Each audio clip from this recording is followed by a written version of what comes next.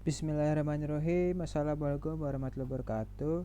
Izin memperkenalkan diri, nama saya Muhammad Bagus Ramadan dengan nomor induk mahasiswa P220 3011 8026 yang akan mempresentasikan tugas akhir berupa rancang bangun alat terapi mata dengan sinar inframerah dan sistem kontrol timer buzzer menggunakan microcontroller ESP32 berbasis Android dan Wi-Fi dengan aplikasi Blink. Bab 1. Pendahuluan. Terdapat latar belakang, rumusan masalah, batasan masalah, tujuan penelitian, kemudian sistematika penulisan. 1.1 Latar belakang. Salah satu panca indera manusia sebagai alat penglihatan. Penglihatan merupakan bagian panca indera yang paling banyak menanggung beban saat melakukan pekerjaan atau aktivitas. Dampak buruk jika aktivitas dilakukan berlebih adalah gangguan pada mata sehingga mengakibatkan produktivitas kerja menurun. Berdasarkan penelitian dilakukan Umar pada tahun 2017, didapatkan hasil pengujian bahwa alat terapi pijat mata dengan sistem kontrol menggunakan microcontroller Atmega 8535 tingkat kepuasan yang didapatkan sebesar 80%, berarti dalam kelompok yang sangat bermanfaat. Menurut penelitian dilakukan Wahyudi tentang rancang bangun aplikasi terapi mata berbasis Android, aplikasi yang dibuat dapat membantu pengguna dalam melakukan aktivitas terapi mata dengan hasil persentase kuesioner sebesar 80%, yang berarti responden sangat setuju akan manfaat dari aplikasi ini. Berdasarkan penelitian yang dilakukan Umar, alat terapi yang dihasilkan mempunyai sistem pembacaan waktu yang sesuai pada monitor LCD, sesuai dengan setting waktu, dan jika fungsi lampu UVB telah selesai waktunya akan memberikan informasi melalui suara yang dikeluarkan oleh buzzer. Fungsi yang dilakukan mendapatkan tingkat kepuasan sebesar 80%. Sehingga hal ini mendorong penulis untuk membuat peralatan kesehatan di bidang terapi yang dapat digunakan tidak hanya untuk orang sakit tertentu, tapi juga untuk orang sehat dan bisa dilakukan di mana saja tanpa mengganggu segala aktivitas yang dilakukan oleh masyarakat. 1.2 Rumusan masalah. 1. Bagaimana membuat perancangan aplikasi terapi mata berbasis Android. 2. Bagaimana manfaat yang diterima pengguna setelah menggunakan alat. 3. Bagaimana sistem kerja dilakukan oleh alat terapi mata. 1.3 Batasan masalah. 1. Lampu inframerah dengan daya 150 watt. 2. Lampu menyala secara kontinu dan dimatikan ketika mencapai daya yang ditentukan.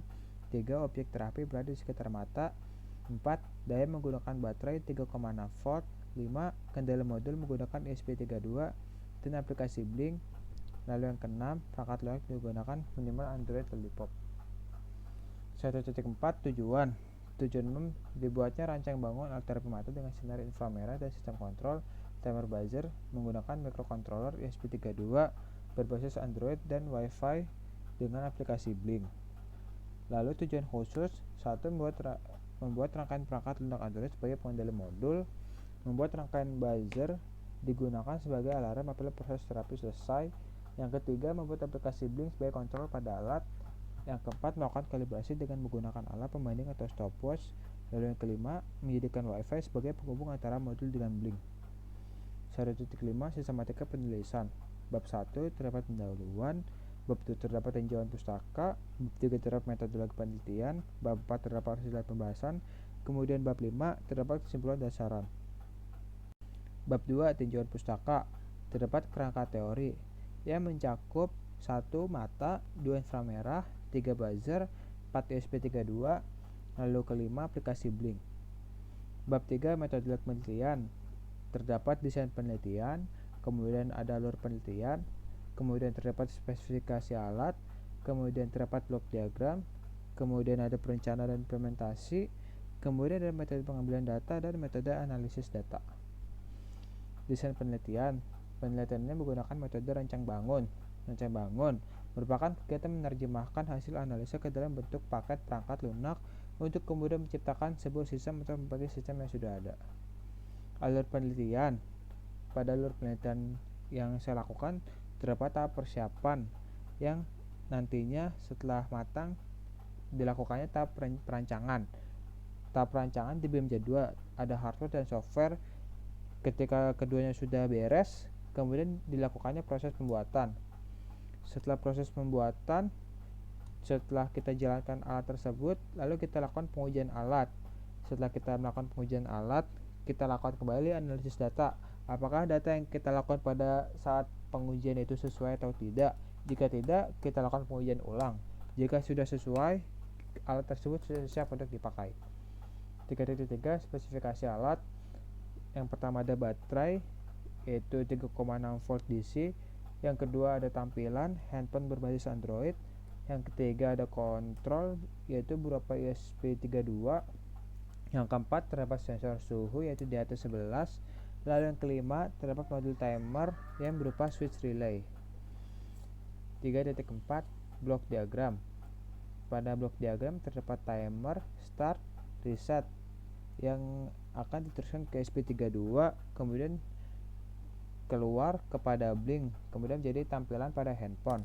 Lalu di SP32 juga akan membaca infrared, kemudian pada ESP juga membaca driver transistor yang nantinya akan mengeluarkan suara pada buzzer. 3.5 perancangan dan implementasi. Yang pertama, rangkaian sensor suhu dengan mendukung sensor di atas 11 yang kemudian dikirimkan ke SP32 pada kaki 1 dan 2 yang akan mengubah kelembapan menjadi sinyal listrik dan diteruskan ke rangkaian microcontroller agar hasilnya dapat diolah dan ditampilkan di handphone pada aplikasi Blink. Untuk desain alatnya dirancang seperti pada gambar di samping, yaitu seperti kacamata olahraga pada umumnya menggunakan karet untuk tungkai kacamatanya yang mengelilingi kepala, lampu infrared di sekitar mata, dan terdapat mikrokontrol yang ada di dekat bagian depan kacamatanya. 3.6 metode pengambilan data. 1.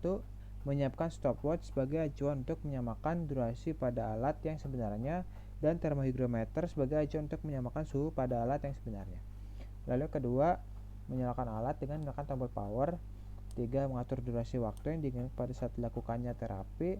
4. Mengatur intensitas infrared yang diinginkan pada alat. 5. Menjalankan kerja alat dengan menekan tombol start. 6. Pada saat alat dijalankan, fungsikan juga stopwatch dan termohygrometer untuk penyesuaian. Lalu yang ketujuh, setelah selesai digunakan, hitung keakurasian pada durasi dan suhunya. 3.7 metode analisis data, yaitu terdapat pengujian sensor suhu seperti pada tabel di samping, yaitu mendapatkan data pada suhu sensor di atas 11 dan data pada suhu termohygrometer dengan membandingkan rata-rata yang keluaran pada infrared dengan di atas 11.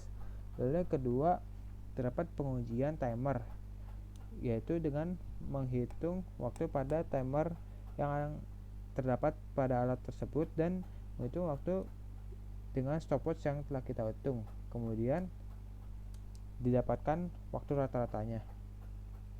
Sekian presentasi tugas akhir yang saya presentasikan. Kurang lebihnya mohon maaf jika ada kesalahan. Wassalamualaikum warahmatullahi wabarakatuh.